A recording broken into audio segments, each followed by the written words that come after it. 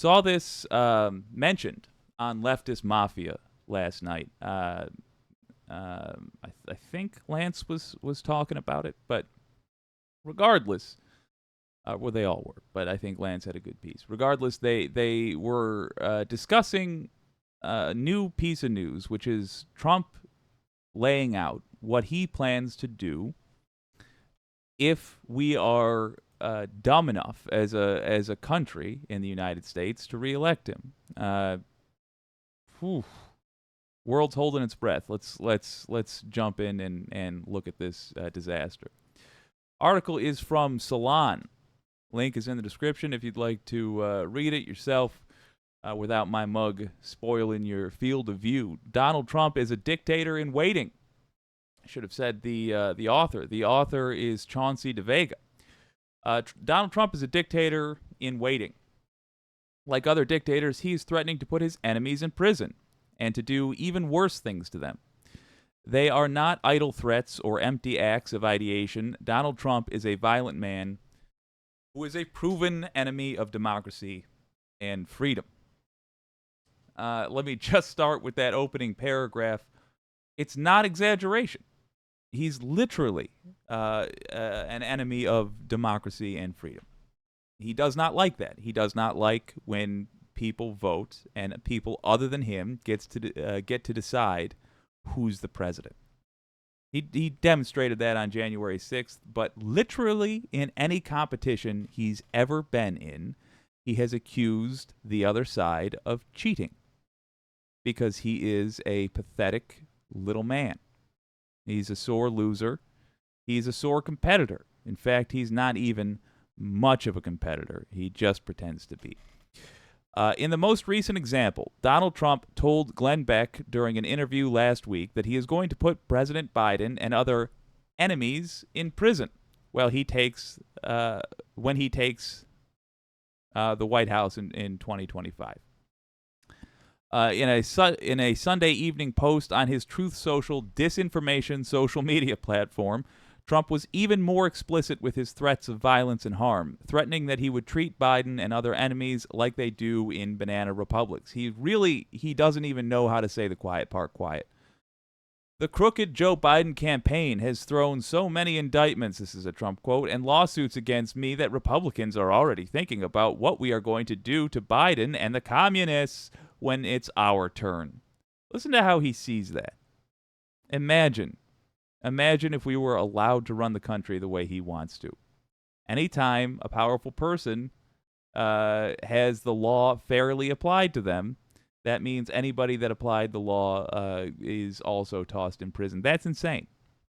They have started a whole new banana republic way of thinking about political campaigns, literally unable to make an accusation without also confessing. So cheap and dirty, again. But that's where America is right now. Be careful what you wish for. Again, he's telling that to his audience. Literally cannot make an accusation without confessing to something. In banana republics, the enemies of the leader and the regime are usually imprisoned, tortured, executed, and face death squads and mass executions. That name, by the way, also mentioned in the Leftist Mafia last night. I apologize for my poodle hair.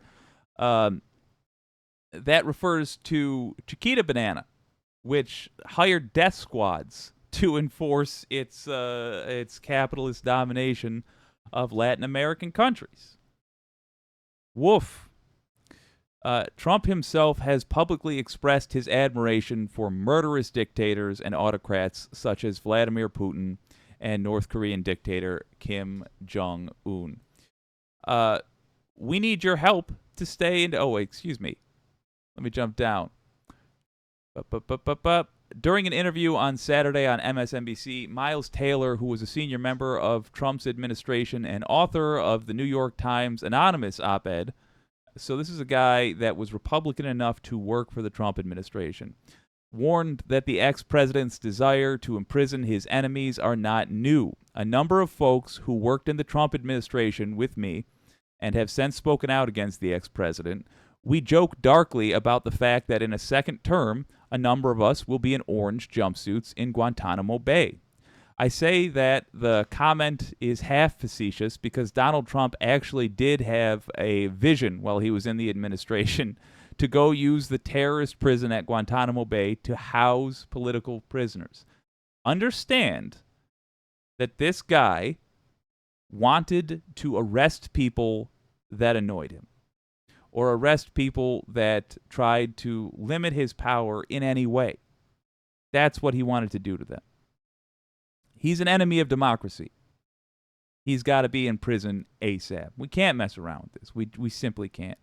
And in that case, what he wanted to do is use it to move people from the southern border to send a message and put them in the same place where people like Khalid Sheikh Mohammed, the mastermind behind the 9/11 attacks, sits behind bars and send a message. The only reason Donald Trump didn't start sending people to Gitmo is because he was convinced it would be too expensive and the facility couldn't house the number of people he wanted to send there. Yeah, and I'm sure he was also convinced that he couldn't get away with it at the time. Let's talk about that on the other side. So, a big part of the reason why Donald Trump was unsuccessful in his coup attempt was that there were not people, or there were people in positions of power that just wouldn't participate. But if they had participated, we might right now not be unable. Oh my God, we might right now be unable to talk. Literally speaking out against President Trump would have resulted in handcuffs. That's what he wants. If you are in the if you are in opposition to the dictator in the kind of government Trump wants to build, you simply go to prison. You want an example of what it looks like? Russia. Navalny has been poisoned multiple times. He's been imprisoned over nothing. Why? Because he's in opposition to Vladimir Putin. That's what Trump's trying to build. It's that serious. Now, the rest of what we're going to talk about today, it's related. It's tangents of that. But by God, truly appreciate the seriousness of what Trump is up to. The guy is the coup didn't stop. Just like the Civil War never stopped because the people who got the upper hand didn't have the heart or didn't have the courage, didn't have the willpower. You call it whatever you want. They did not win. They didn't finish the damn thing. They didn't say, y'all are enemies of the people. Enjoy prison. That's what you've earned. They said, pardon, pardon, pardon. We're forgiving everybody who's white who shot at us to try to keep black people in chains. We're going to choose to forgive them because we have not learned. Once again, the coup isn't over.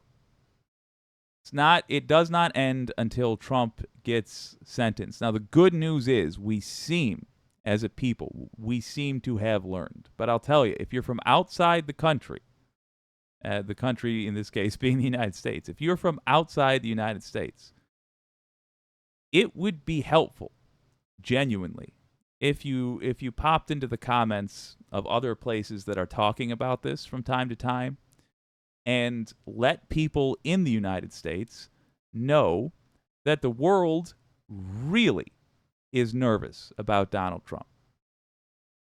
We need people who are blissfully ignorant, who say, oh, I don't really follow politics. I don't like to be a controversial person. Those dummies, of which I can call them dummies because I was one for a very long time. Those dummies cannot be allowed to live in ignorance. So tell them that you don't like hearing that. Tell them that Donald Trump is a threat to us all on Earth. And for God's sake, if you live in the United States, don't only vote in the primaries. Don't only vote in the general. Get friends together. You have a full year by 2024 have a group of people who has joined with you in swearing that they absolutely will be voting, and they will be voting for democracy.